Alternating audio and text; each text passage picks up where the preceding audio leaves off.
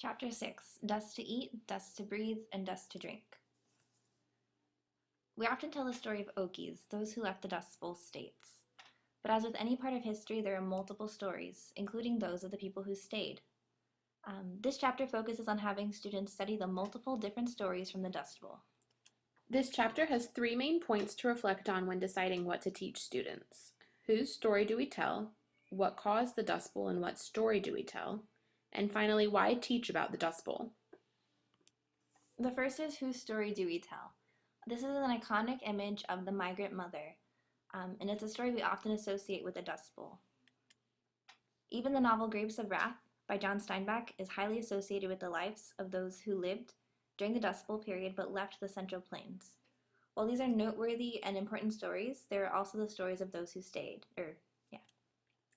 The book focuses on the story of Caroline Henderson, an Oklahoma schoolteacher who stayed throughout the Dust Bowl. She brought national attention to the Dust Bowl through her magazine articles and letters to the president.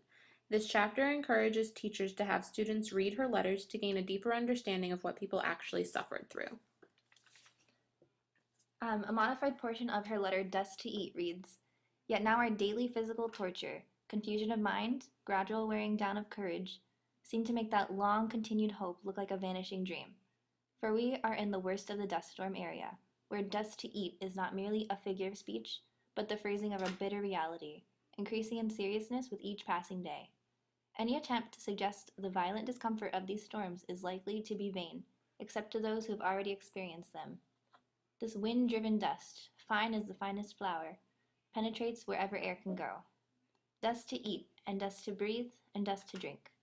Dust in the beds and in the flour bin, on dishes and walls and windows, in hair and eyes and ears and teeth and throats, to say nothing of the heaped-up accumulation on floors and windowsills after one of the bad days. Pastures have changed to barren wastes, and dooryards around humble little homes have become scenes of dusty desolation." Next, the chapter suggests teachers have students question what caused the Dust Bowl and what story do we tell as a way of learning more deeply about the challenges of the Dust Bowl.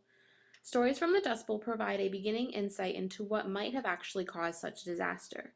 Historians love to use these stories as a way to support or challenge ideas about the causes of the Dust Bowl.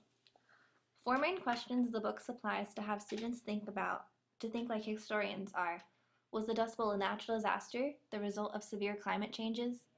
Did people's actions cause this tragedy? Was the government's 1936 report right in its characterization of causes? And what role did government policies and actions play in making and managing the dirty 30s? These questions can help guide students to look at stories in specific ways. Some stories might be challenging and require scaffolding, such as breaking down vocabulary or adapting sentence structure. But the details survivors give us in their stories help students, as historians, answer questions about causes. Finally, in an attempt to help students understand the importance of the Dust Bowl, the book suggests we as teachers ask ourselves, why teach about the Dust Bowl? Teaching about the Dust Bowl helps students approach a topic, search for multiple stories, and then make sense of them. Stories are captivating and can help students realize that no single story can capture all that is true about a historic event, person, or era. The Dust Bowl serves as a perfect topic to make cross-curricular connections with both science and language arts. The book suggests that in language arts, students read the Grapes of Wrath and study the stories of people who left, while in history, the students can learn about the stories of those who stayed. In science, students can then study wind patterns, climate, and soil patterns, all of which contributed to the Dust Bowl disaster. The book also provides 4 sample lessons ranging from 1 to 3 lesson periods. The lesson plan we like the best has students use the stories of the Dust Bowl to recognize the limits of the textbook. First, teachers would assign for homework the textbook passage and have students ponder the question, what story does the textbook tell of this event? You would then spend the next class period having students read stories about the people who stayed and have them discuss or write about what the textbook left out. The Dust Bowl provides students with a great opportunity to analyze the multiple stories of such a major historical event.